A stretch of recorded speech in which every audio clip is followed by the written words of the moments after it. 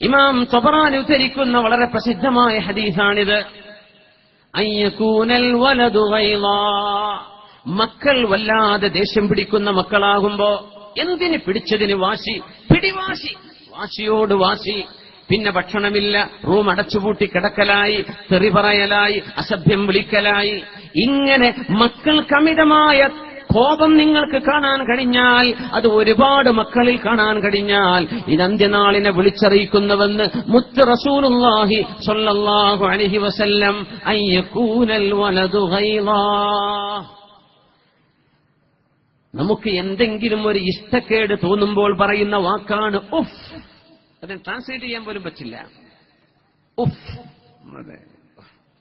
എനിക്ക് വയ്യ എന്നൊക്കെ ചിന്തിച്ചുകൊണ്ട് പറയുന്ന ചെറിയ ഒരു ശ്വാസത്തിന്റെ ഒരു ശബ്ദം ഉഫ്, അതുപോലും സ്വന്തം ഉമ്മയോടോ വാപ്പയോടോ പറയരുത് എന്ന് പറഞ്ഞ ഒരു ശരീഅത്തിന്റെ മക്കൾ, വാപ്പമാരെ ഉമ്മമാരെ വരച്ച വരയിൽ നിർത്തുന്ന മക്കളായി മാറുന്നത് അന്ത്യനാളിന്റെ അടയാളങ്ങളിലുണ്ട്. ഇബ്നു മസ്ഊദേ എന്ന് റസൂലുള്ളാഹി സ്വല്ലല്ലാഹു അലൈഹി വസല്ലം. ഇനി ആലോചിക്കും, നമ്മുടെ വീട്ടിലെ കുട്ടികളുടെ അവസ്ഥയ്ക്ക് ഇപ്പൊ എന്താണ്?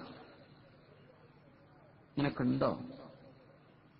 വല്ലാതെ ദേഷ്യവും വാശിയും കുട്ടിക്ക് വന്നിട്ടുണ്ടോ? ഇപ്പോഴത്തെ കാലത്ത് കുട്ടികൾക്ക് പറഞ്ഞു കൊടുക്കണം, പറ്റില്ല മോനെ, മോളെ, ഇത് പറ്റില്ല.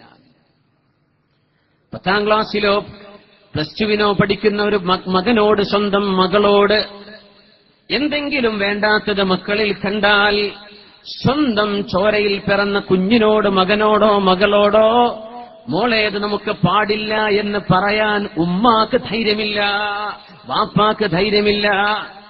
ഡിഗ്രിക്ക് പഠിക്കുന്ന മക്കളോട്, സ്വന്തം ചോരയിൽ പിറന്ന കുഞ്ഞാണിത്, താലോലം പാടി ഉറക്കിയ കുഞ്ഞുമക്കൾ, സ്വന്തം കൈകളിൽ കിടന്ന് വളർന്ന മക്കൾ, ഒന്ന് നിവർന്ന് നടക്കാനുള്ള പ്രായമായിട്ട് തോന്നിവാസം ചെയ്തു വരുമ്പോൾ, മയക്കുമരുന്നടിച്ചു വരുമ്പോ, കള്ളുകുടിച്ചു വരുമ്പോ, ഇത് ചെയ്യരുതെന്ന് ഒരു താക്കീത് കൊടുക്കാനുള്ള തന്റെ ഇടം പോലും നഷ്ടപ്പെടുന്ന ഉമ്മമാരെ, വാപ്പമാരെ, അയ്യകൂനൽ വലദു ഗൈളാ, മക്കൾ വല്ലാതെ ദേഷ്യം പിടിക്കുന്ന, അവര് ശകാരിക്കുന്നവർ, അവരോടൊന്നും പറയാൻ പറ്റില്ല, അവരിങ്ങോട്ട് ചീത്ത പറയുന്നവർ, അങ്ങനത്തെ മക്കളാണ് നിങ്ങൾക്ക് ലഭിച്ചതെങ്കിൽ നിങ്ങളുടെ വീടിന്റെ ഉള്ളിൽ നിന്നാണ് ഖിയാമത്തിന്റെ ആവിർഭാവം, അതിന്റെ ഉറവിടം ആരംഭിക്കുന്നതെന്ന് പരിശുദ്ധ റസൂലുള്ളാഹി സ്വല്ലല്ലാഹു അലൈഹി വസല്ലം മക്കൾക്ക് പറഞ്ഞു കൊടുത്തുവോ? ആ മക്കൾ ജനിച്ചത് ബിസ്മില്ലയിലൂടെയാണോ? ഒരു വിഷയം അതാണ്.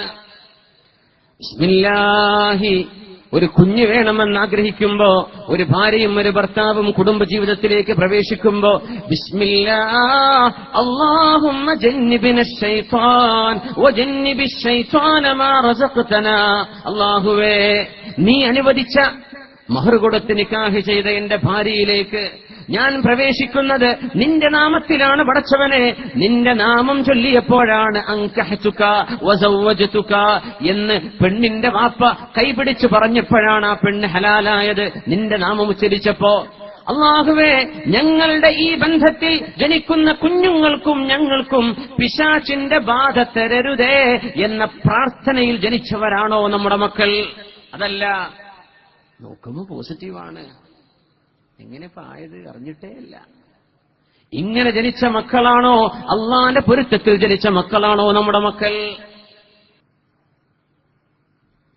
ശ്രദ്ധിക്കണം. ഈ മക്കളിൽ പിശാചിന്റെ ബാധയുണ്ടാകും, ഈ മക്കളിൽ വേണ്ടാത്ത സ്വഭാവങ്ങൾ വരും. ആ മക്കളാണ് തലവേദനയായി മാറുന്നത്. എന്നാലും തലവേദന, മക്കളാലുണ്ടാകുന്ന തലവേദനക്ക് നാളെ പരലോകത്ത് കൂലിയുണ്ടെന്ന് പരിശുദ്ധ റസൂലുള്ളാഹി സ്വല്ലല്ലാഹു അലൈഹി